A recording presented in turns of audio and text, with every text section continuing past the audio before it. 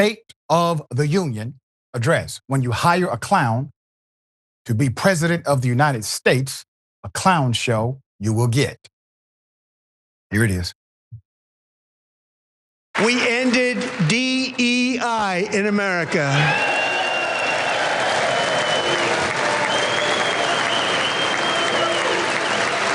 Nobody stands up. These people are crazy, I'm telling you. They're crazy. Boy, oh boy. We're lucky we have a country. With people like this, Democrats are destroying our country, but we've stopped it just in the nick of time, didn't we? Huh? Isn't that a shame? You should be ashamed of yourself not standing up. You should be ashamed of yourself. That is why I'm also asking you to end deadly sanctuary cities that protect the criminals and enact serious penalties for public officials who block the removal of criminal aliens.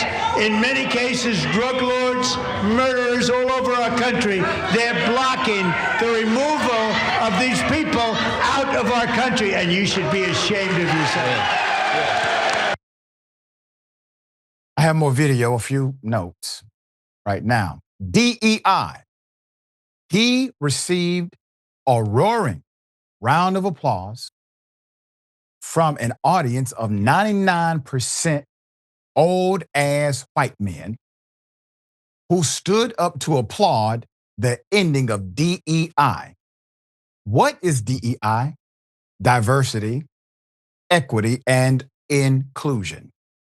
Diversity, equity, and inclusion. Understand what they are applauding.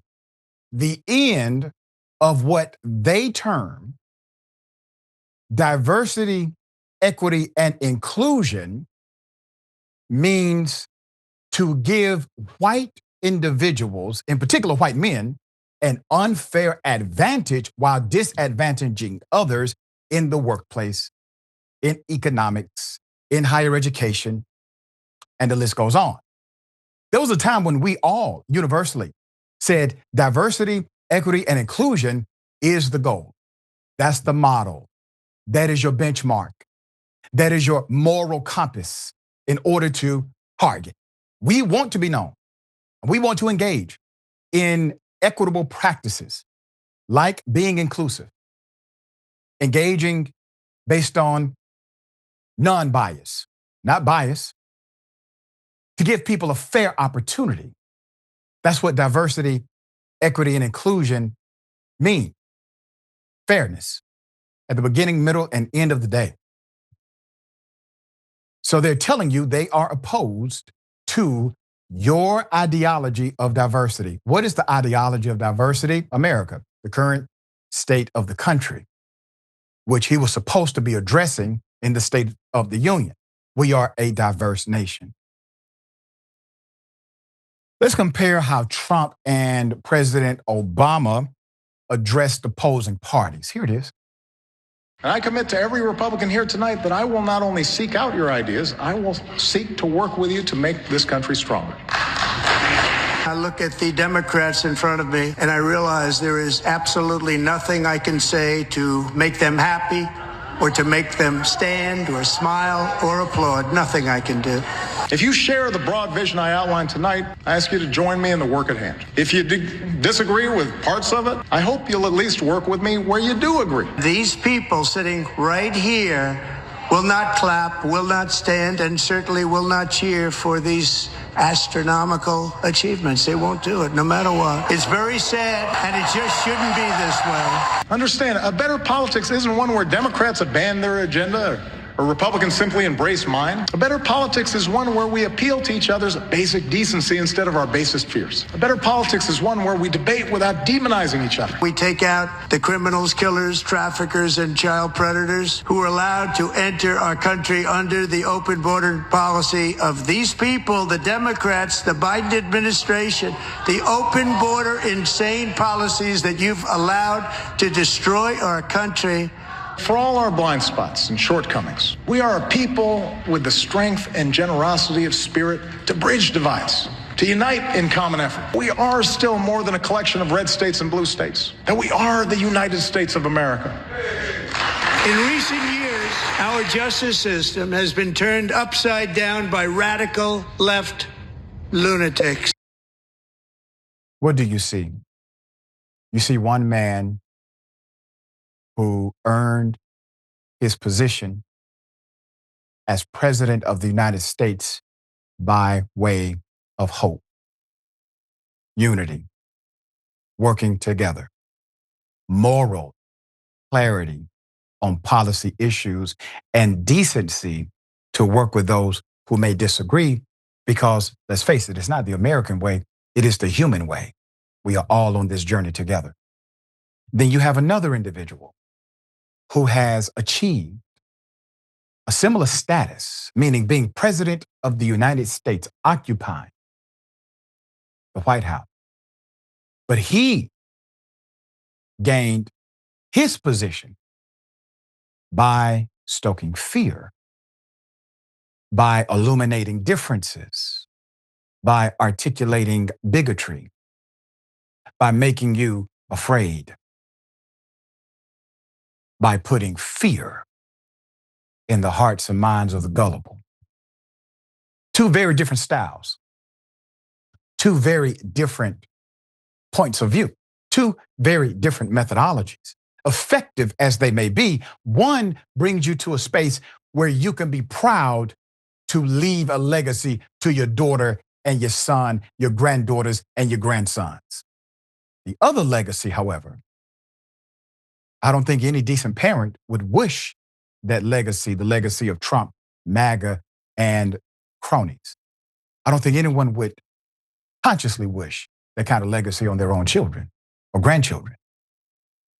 Hakeem Jeffries, leader for the Democrats, he spoke out. Here is his response. Just came off the House floor. That so-called State of the Union was a disaster. Donald Trump believes that the economy has been turned around under his leadership. The economy is a disaster, bro. People are struggling. And you didn't spend any time today providing any vision for how to actually improve the lives of the American people. That was a joke of a speech. And it will do nothing to improve your failing poll numbers. That was worse than Celebrity Apprentice. And the American people are going to strike back in November. Yeah, let's hope so. And let's also collectively believe that this will be the last time America hires a game show host to be president of the United States. It's an utter disaster. The man has no moral clarity. Put it at full mass. Let's recap some of this, of what Trump actually said during the State of the Union. And keep that up, Jordan. And I want to make this point. For many who are saying this was not a real State of the Union, or he doesn't represent the values of the country that you believe in, or somehow this is not the true union of our state, those are damn lies. This is the State of the Union. This is our current status. This is where we are, who we are, what we are now. And the sooner we can admit that, the quicker we can get out of this mess. We are here. There is no slippery slope. We've been on the slippery slope, and we are now simply on a free fall. Until somebody realizes they have wings and can fly in this atmosphere. And that's you. To recap, Trump said, quote, "Isn't that a shame? You should be ashamed of yourself, not standing up. You should be ashamed of yourself," declared Trump after he regained the floor. Quote, "That is why I'm asking for you to end deadly sanctuary cities that protect the criminals and enact serious penalties for public officials who block the removal of criminal aliens, in many cases drug lords, murderers, all over our country. They're blocking the removal of these people out of our country, and you should be ashamed of yourself," he continued, speaking over Reps Omar and Tlaib, who shouted at him from their seats, quote, "You killed Americans. You should be ashamed." And that is correct. They are factually right. Trump is factually incorrect for those of us who still care that he may sometimes tell the truth and lie at other times. He just lies all the time. Let's be clear, sanctuary cities actually have a lower criminal index among undocumented individuals. Why? Because Those cities have a working relationship of trust with local law enforcement. That's why. And they tend to not engage in senseless arrest and deportation of individuals who are not committing any crimes, prioritizing those who actually do. We're talking about anyone, citizen, non-citizen. Let's move on. Trump also made a declaration that they should be ashamed of themselves because they're protecting these sanctuary cities. And they are the reason why these killers, as he said, are able to kill. The killers are your agency known as ICE, Trump. It's unfortunate that you continue to engage in the protection of the few that serve your agenda while the protection of the masses is what you were elected for. There's more. Earlier, Representative Al Green was escorted out of the chamber after holding up a sign as President Donald Trump entered and began his speech, prompting multiple Republican lawmakers to confront him and attempt to remove the sign. As Trump entered the chamber and started his speech, Green stood up, held up a sign reading, quote, "Black people aren't apes." Sounds like a statement of fact to me. Why would that be offensive to somebody? Why would you need to remove a sign that makes a statement of fact? Black people are not apes. That is truth. But contextualized through the presidency and racism of Donald Trump and his cronies, it becomes a political statement because of their racism, not because of Representative Green, but because of them. House Majority Leader moved in and pulled the sign down, but Green was able to regain a hold of the pullout sign and held it up again after returning to his seat.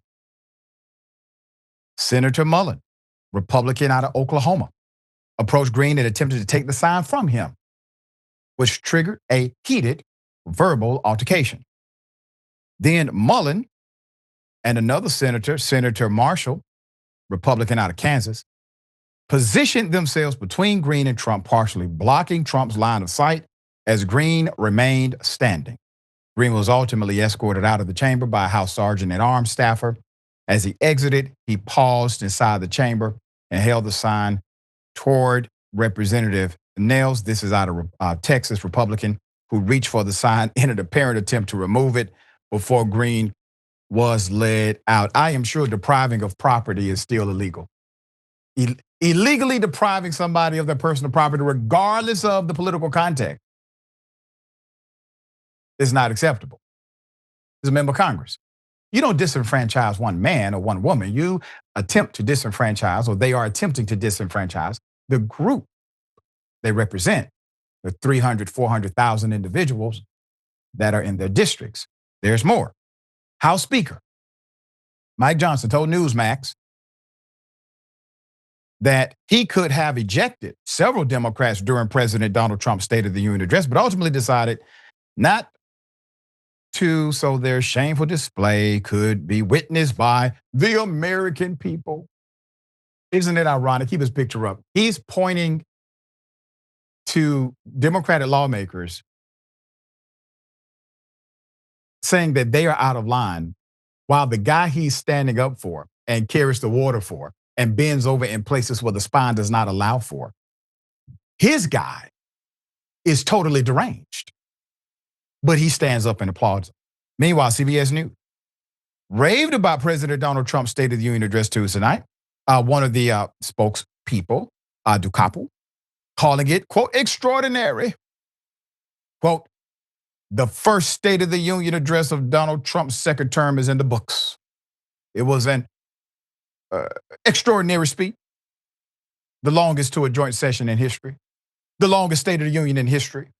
In some ways, vintage Trump, combative, populist, historic for other reasons as well. Yeah, the fact it was horrible, this racist, despicable, bogus, bigoted, non-coherent, not understandable, disrespectful.